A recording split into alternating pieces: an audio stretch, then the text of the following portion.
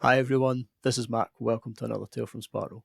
Today we're going to be looking at Town Hall 13 ring bases and how to 3-star them. But first things first, if you haven't subscribed already, then please do. We're on 122 subscribers and we're only about 10 days into May. That's at the time of recording. Let's see if we can get all the way up to 150 by the end of the month. That would be amazing. Let's get into the video.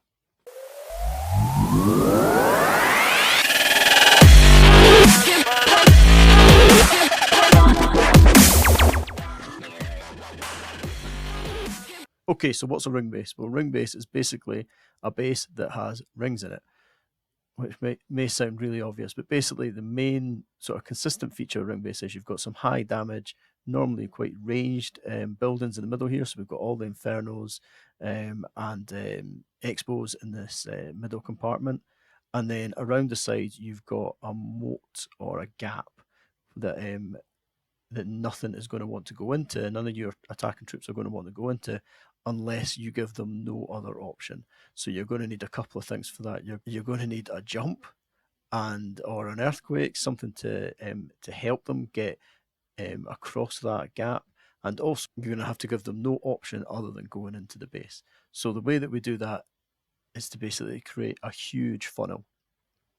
So what Froggy does on this base is that he starts his warden over here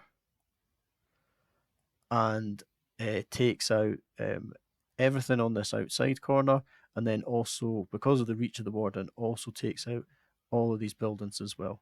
So this corner of the funnel has been made, and then on up at the top end here, he uses his king and a siege barracks and a wall breaker to get in and basically start clearing out this corner as well. And what that means is you've got a nice big funnel where you've got some buildings in the middle, but there's a nice huge gap on each corner. And it's not just the stuff on the outside that's been taken out, it's the stuff inside this inner ring as well. What that then allows him to do is any troops that he puts in here, that he feeds in here, will come in, and once they've taken out all of this, will go this way if he provides the next element, which is either a jump or an earthquake to open up this gap. Now, earthquake's quite useful because it's got a bit of a longer range on it, and weakens all the buildings that it's hitting as well, which is really handy. The disadvantage is that it takes up 4 spell spaces, whereas a jump spell, if it's big enough, like in this case, this gap here is just big enough for a jump spell, then you've got an extra rage or a couple of extra freezes in your army comp as well. So it really just that whether it's an earthquake or a jump will depend on the base that you're looking at, and also depend on how many buildings you can weaken with the earthquakes as well. By putting an earthquake here, if he'd put an earthquake over here, then there's actually very little benefit that he's going to get off those earthquakes. He's really just damaging walls. So that's why he opted for a jump in this case. So let's look at a couple of attacks using this strat.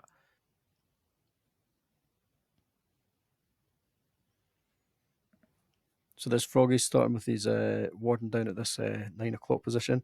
He sent a hog rider in to clear it, to pull the CC, because he wants to deal with the CC using the warden as early as possible. The warden's got no fire at the moment, or nothing shooting at it, so he can deal with the CC without having to worry about anything else. He's putting a wizard down as well, just to help with all these skeletons. You can see there's absolutely tons of skeletons that come out of 3 witches.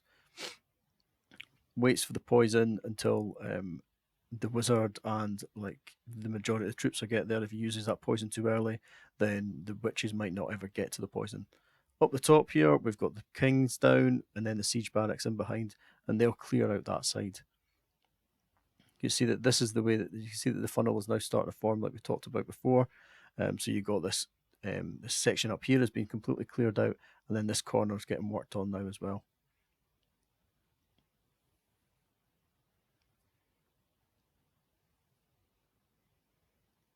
There's the reaching across, getting that air defense. Once the air defense goes down, you can see that it's a really clear route in. Now he's got Yetis in his siege barracks. You can also quite happily use hogs as well. He's used Yetis because he wants to reinforce that push into the middle. Eagle's activated as he throws everything down, but it doesn't matter because it's got 1 hit and then it's in. The warden has moved across, so he needed to drop some of his troops close enough to the warden to pull the warden towards all these other troops. And then that jump, and then the Grand Warden Eternal Tome nice and early before the town hall's gone up. But the reason for that was that he had a tornado trap, he had lots of giant bombs he was going in there, and so he needed to pop it early. The healers are under rage, so actually they're sitting in there just continuing to heal up those troops that are in the middle. So actually most of these troops are leaving the middle still on really high health. See, these guys have taken some crazy route round. They've used some cleanup up at the top here, and some have just sort of reaching over the top, reaching over this wall and back through the wall. And where's his royal champ?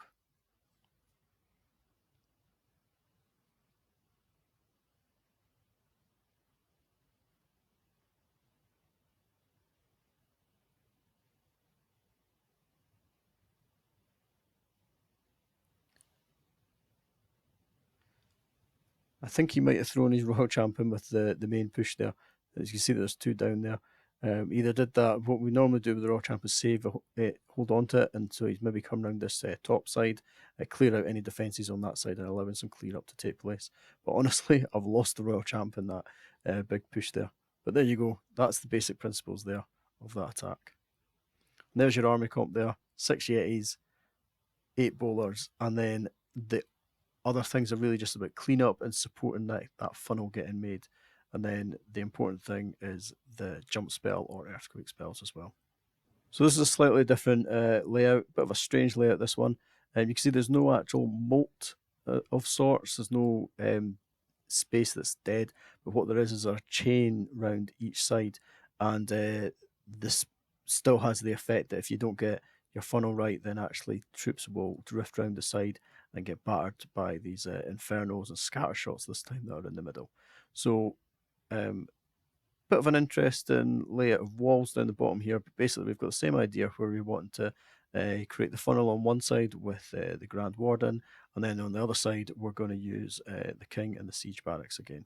I've got hogs in my Siege Barracks this time. You can see the the ineffectiveness of the hogs in this one, so let's watch.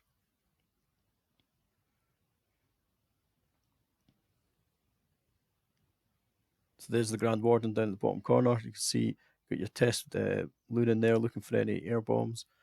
And then once the Grand Warden starts to get hit, then I'll put the healers down. If you don't if you put the healers down before the wardens getting attacked, getting targeted by something, then there's a risk that the healers will leave the warden and will go and deal with their troops up at this top corner. And while they're moving up, they'll tag air bombs and get targeted by things and all that sort of fun stuff. Now I've just helped this corner by putting a baby dragon, a loon down, just to try and encourage the clearing out of this corner. I wasn't convinced the warden was going to do it quick enough. And then up in this top corner, we've got the king taking on the enemy king. We've got a bomb tower working, doing some business up there as well, so it's a bit of a problem. Now I've got super wall breakers in this one, which is quite handy, especially because there was no outer wall to deal with, which allowed me to just throw these super wall breakers right the way through and try and get through that middle bit. I'm really just looking for spring traps there as well and trying to just open up that first wall. Now here come my hogs, and because everything else is going down, the hogs kind of get lost. And you can see the problem with having these troops around the side here, and I'm a bit slow on my jump, is that the funnel is quite difficult to make on this inner layer. Put the Grand Warden ability down early, make sure all the sort of the scatter shots and stuff like that aren't doing too much damage to my troops, and then the troops move right the way through, and then we're just relying on just massive damage to sort of run through and finish off this base. I use my Royal Champ up this side, take out these point defences and splash defences, and then that'll allow me to put down some wizards on this side as well and just start the cleanup. I've got my wizards down here as well. And what I'm trying to do with this wizard down here is force those bowlers back up towards all the defences, but they ignore it and they continue to just swing around the outside. But you can see that this base is toast.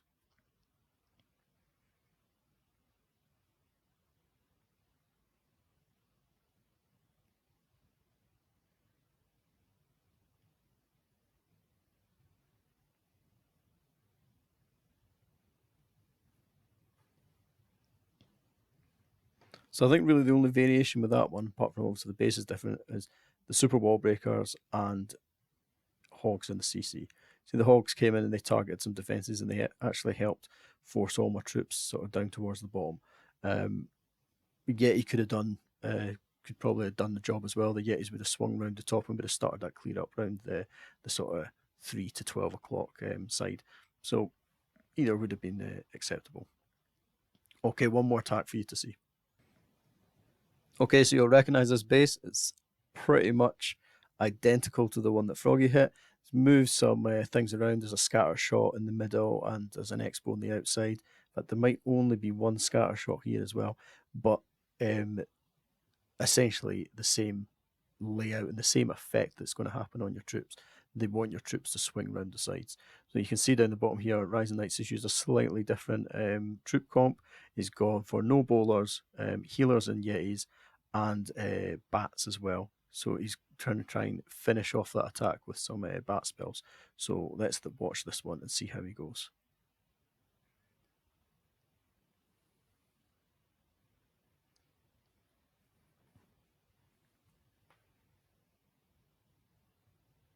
So in the exact same spot, you've got the warden forming the funnel on that side.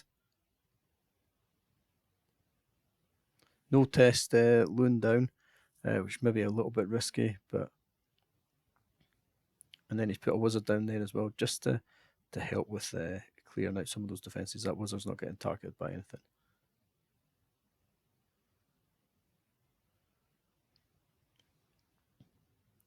And then up at 12 o'clock, he's got a couple of archers down, and then the siege barracks. And the idea behind that is he's using those archers to try and force them, force the P.E.K.K.A. through the wall. P.E.K.K.A. decides to beat on the wall instead of taking the huge hole that the super wall breakers made. But what can you do? You can see that he's leaving the CC as well. Really not interested in that at the moment. And then a big row of Yetis down, pulled the warden back across, and you can see that those gaps have been made, which means that everything's going to go in and through the middle. Now, a couple of Yetis, I think, wander around the side here, but enough go in. He's got enough of a funnel there that enough of them go in.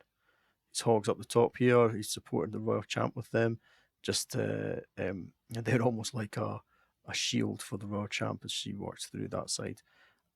And then there's your bats coming in. Once that wizard tower's down, he's then got all these bats coming across and just picking off these last few defences. Freezing up that expo, and then freezing up the wizard tower. Splash damage is the most dangerous part to bats. You can see it's had a really good effect.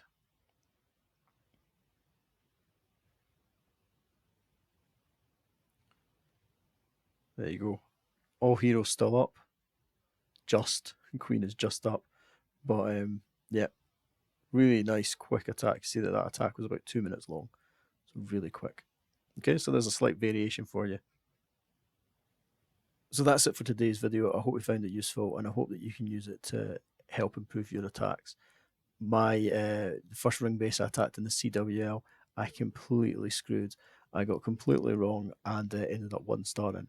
And it was only through watching people like Froggy and Sned's attacking ring bases that I was able to work out what the strategy and the principles that I should be using to attack, and that's what led to me getting that 3-star. So hopefully you can do the same. You can watch it and you can use the plan to help you attack as well. Thanks very much for watching. Please subscribe if you haven't already. Let's get to 150. Thanks very much. Cheers.